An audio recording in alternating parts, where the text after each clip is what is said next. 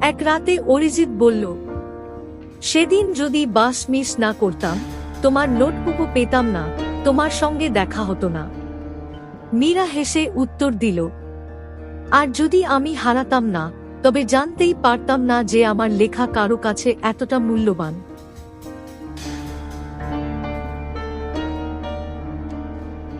বৃহস্পতিবারের ভোর, টিপটিপ বৃষ্টির দিন। রাতে হঠাৎ বিদ্যুৎ চলে গিয়েছিল, তাই অ্যালার্ম বাজার আগেই থেমে গিয়েছিল। ঘুম থেকে দেরি করে ওঠা, তাড়াহুড়ো করে বের হওয়া, অবশেষে বাস স্টপে পৌঁছে দেখল তার অফিসগামী বাসটা ধুলো কাদা ছিটিয়ে চলে যাচ্ছে। রাগে ক্ষোভে মাথা গরম হয়ে উঠল। আজ তার অফিসে একটি বড় প্রেজেন্টেশন ছিল, যেটি পেলে হয়তো প্রমোশন নিশ্চিত। আর সেই কিনা বাস মিস করেছে। বৃষ্টি ভেজা বেঞ্চে দাঁড়িয়ে থাকতে থাকতে হঠাৎ তার চোখে পড়ল একটা ভিজে যাওয়া নোটবুক।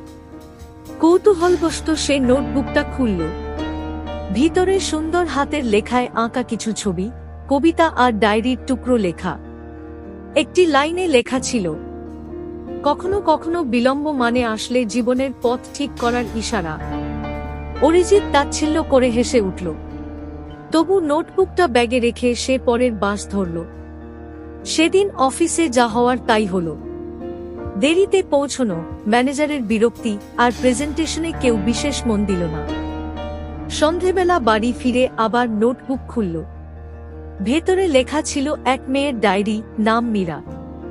সে লিখেছিল বাবাকে হারানোর কষ্ট, শহরের ভিড়ে নিজের অদৃশ্য হয়ে যাওয়া, আর শিল্পের মাধ্যমে পৃথিবীতে ছাপ রাখার ইচ্ছে।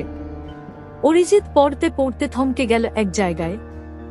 প্রতিটি ব্যর্থতা এক একটি বীজ। দুঃখের মাটিতে সেই বীজ থেকে জন্ম নেয় অর্থবহ বৃক্ষ। শব্দগুলো তার ভেতরে কেমন আলো জ্বালিয়ে দিল। এক সপ্তাহ পর অফিসের কাছের ছোট্ট ক্যাফেতে কফি খাচ্ছিল অরিজিৎ। টেবিলে সেই নোটবুক ছিল। হঠাৎ দরজার পাশে দাঁড়াল নীল কুর্তি পরা এক মেয়ে। তার চোখ পড়তেই কেঁপে উঠল।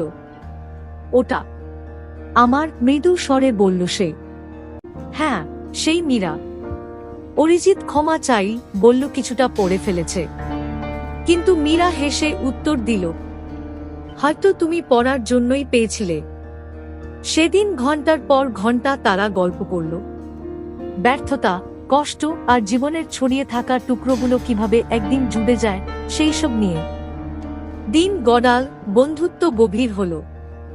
অফিসের প্রমোশনের প্রতি অরিজিতের আগ্রহ কমতে লাগল। মীরার সাহচর্যে সে নিজের পুরনো স্বপ্ন, লেখালেখির দিকে ফিরল। আর অরিজিৎ মীরাকে তার ছবি প্রদর্শন করতে উৎসাহ দিল।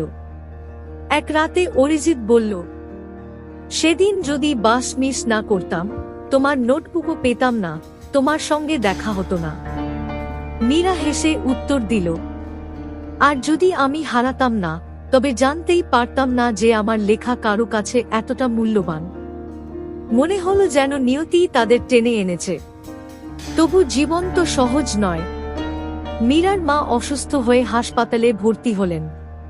চিকিৎসার খরচে তার সব সঞ্চয় ফুরোল। সে ভাবল আঁকাআঁকি ছেড়ে কর্পোরেট চাকরি করবে। অরিজিৎ চাইলেও সব ঠিক করতে পারল না। কিন্তু রাতে তারা একে অপরকে মনে করিয়ে দিত। সবকিছুই কোনো না কোনো কারণে ঘটে। মীরা ক্যানভাসে তার দুঃখ ফুটিয়ে তুলল। অরিজিৎ লিখল সহনশীলতার গল্প। তারা জানত না এই দুঃখই একদিন তাদের ভাগ্য বদলে দেবে। 6 মাস পর শহরে এক আর্ট এক্সিবিশনের আয়োজন হল। অরিজিতের অনুরোধে মীরা তার ছবি জমা দিল। প্রদর্শনীর দিন হলঘরে মানুষের ভিড়। মীরার কাঁচা কষ্টের ছবি সবাইকে নাড়িয়ে দিল। এক গ্যালারি মালিক প্রস্তাব দিল তার কাজ মুম্বাইয়ে প্রদর্শন করার। একই সময়ে অরিজিতের লেখা এক প্রবন্ধ, একটি হারানো বাস ও একটি নোটবুক অনলাইনে ভাইরাল হল। গল্পটা শুধু তার নয়, সবার। ব্যথার মাঝেই কিভাবে সৌন্দর্য জন্ম নেয়, এই সত্যিটাই ছড়িয়ে পড়ল। 2 বছর পর অরিজিৎ দাঁড়াল এক বিশ্ববিদ্যালয়ের মঞ্চে। এবার আর সে ক্লান্ত অফিস কর্মী নয়, সে একজন লেখক। মীরা এখন পরিচিত শিল্পী, শহর জুড়ে তার প্রদর্শনী ঘুরছে। অরিজিৎ শিক্ষার্থীদের বলল, আমি একদিন বৃষ্টিতে একটি বাস মিস করেছিলাম। ভেবেছিলাম সব শেষ, অথচ সেই দিনই আমার নতুন জীবনের শুরু হয়েছিল। সবকিছুরই একটা কারণ থাকে, যদিও তা আমরা তখনই বুঝতে পারি না। প্রথম সারিতে বসে মীরা চোখ মুছল। করতালির গর্জনে হল ভরে উঠল। সেদিন রাতে বাড়ি ফেরার পথে অরিজিৎ জিজ্ঞেস করল, তুমি কি এখনো ওই বৃহস্পতিবারের সকালটার কথা ভাবো? মীরা মৃদু হেসে বলল, প্রতিদিন। আর আমি ভাগ্যকে ধন্যবাদ দিই যে তুমি সেদিন বাস মিস করেছিলে।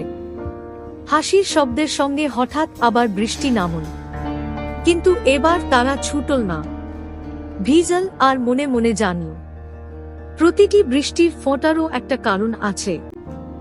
যদি এই ভিডিওটি আপনার জন্য সহায়ক বলে মনে হয়, তাহলে এটিকে একটি লাইক দিন, যাতে আমরা আরও বেশি লোকের কাছে পৌঁছাতে পারি যাদের এই গল্পটি প্রয়োজন। সাবস্ক্রাইব করুন যাতে আপনি আমাদের পরবর্তী ভিডিওটি মিস না করেন।